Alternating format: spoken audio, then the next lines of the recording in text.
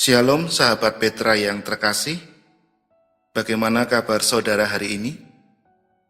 Saya berharap sahabat Petra dalam kondisi yang baik, sehat dan penuh dengan sukacita.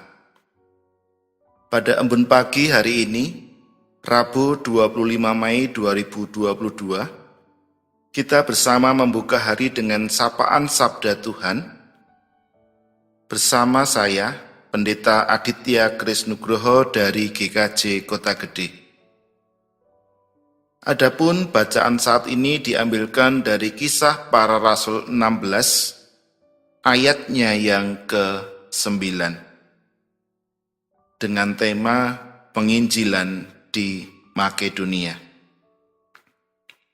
Tetapi, para sahabat Petra yang terkasih, sebelum kita bersama-sama mendengarkan sabda Tuhan, marilah terlebih dahulu kita berdoa. Mari kita berdoa.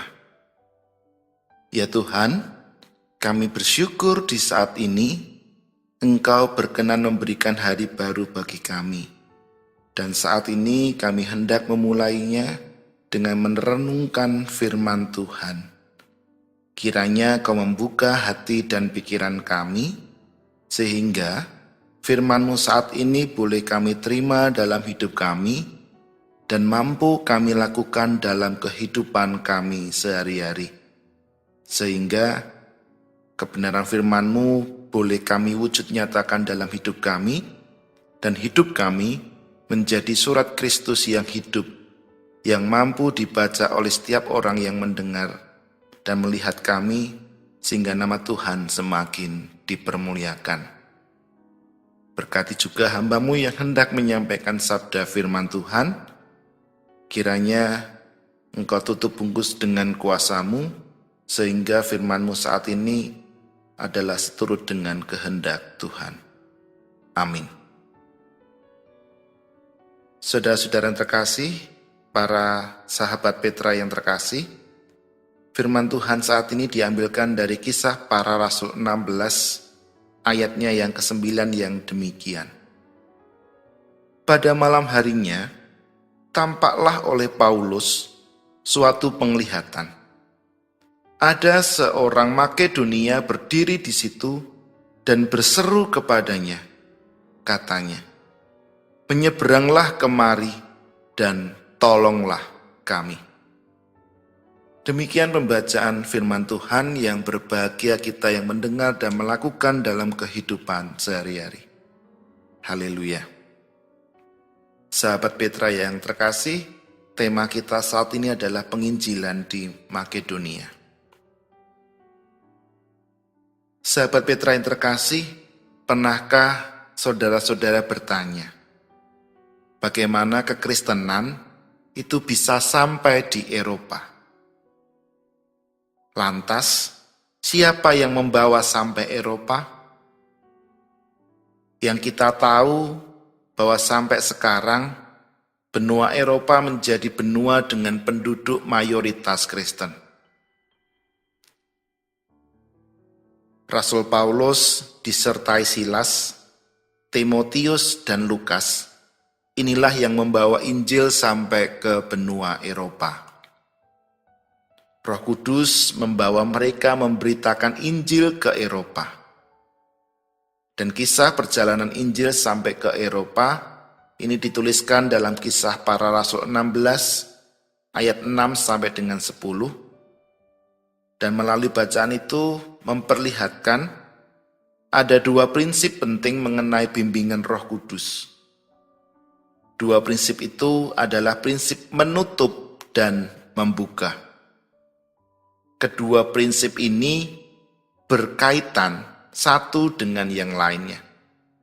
Keberadaan satu prinsip itu juga ditentukan oleh prinsip lainnya. Sahabat Petra yang terkasih, Paulus dan Silas dengan disertai Timotius berjalan dari satu kota ke kota yang lain untuk menguatkan iman jemaat yang telah menerima Injil. Mereka menyampaikan keputusan sidang rakyat di Yerusalem kepada jemaat-jemaat. Pemberitaan Injil bertujuan untuk pembinaan iman jemaat. Hasilnya, secara kualitas iman jemaat semakin teguh imannya, dan secara jumlah jemaat semakin bertambah banyak. Paulus dan rekan sekerjanya kemudian melanjutkan perjalanan pemberitaan Injil ke Asia. Akan tetapi, Roh Kudus menutup jalan ke Asia. Ini bisa dibaca di ayat 6. Tetapi meskipun perjalanan ke Asia ditutup, tidak berarti pemberitaan Injil juga menjadi tertutup. Satu pintu tertutup, berarti ada pintu lain yang terbuka. Satu pintu kelihatannya terbuka, yakni pemberitaan Injil ke daerah Bitinia, membawa mereka tiba di Misia. Di Misia, Paulus dan rekan sekerjanya memutuskan untuk masuk ke daerah Bitinia. Namun, Roh Kudus melarang mereka masuk ke Bitinia. Bisa dibaca di ayat 7. Ketika pintu ke Bitinia tertutup, tetapi pintu ke Troas terbuka. Ke Troas mereka berangkat. Troas adalah kota pelabuhan. Kapal akan membawa mereka ke daerah Asia atau ke Makedonia. Dua pilihan terbuka kepada Paulus dan rekan sekerjanya. Makedonia di utara atau Asia di selatan. Mungkin mereka merasa Roh Kudus membimbing mereka masuk ke Asia melalui perjalanan laut, bukan perjalanan darat. Namun, malam harinya, Paulus menerima suatu penglihatan. Dalam penglihatan terlihat seorang Makedonia. Bisa kita baca pada ayat yang kita baca tadi, yaitu di ayat 9. Penglihatan menjadi peneguhan bahwa mereka harus menyeberang ke Makedonia, bukan ke Asia. Roh Kudus membimbing mereka untuk memberitakan Injil ke daerah baru, daerah yang sekarang dikenal sebagai benua Eropa. Sahabat Petra yang terkasih, hidup penuh pilihan. Bila satu pilihan tertutup, seringkali kita berpikir bahwa semua jalan juga tertutup. Akibatnya apa? Kita kemudian kecewa, kita kemudian marah. Tetapi berdasarkan pemberitaan Injil yang kita terima di saat ini, bahwa prinsip Roh Kudus menutup dan membuka, membuat kita kemudian disadarkan. Ketika satu pintu tertutup, tidak berarti semua pintu tertutup. Hidup sukses adalah hidup yang dipimpin Roh Kudus.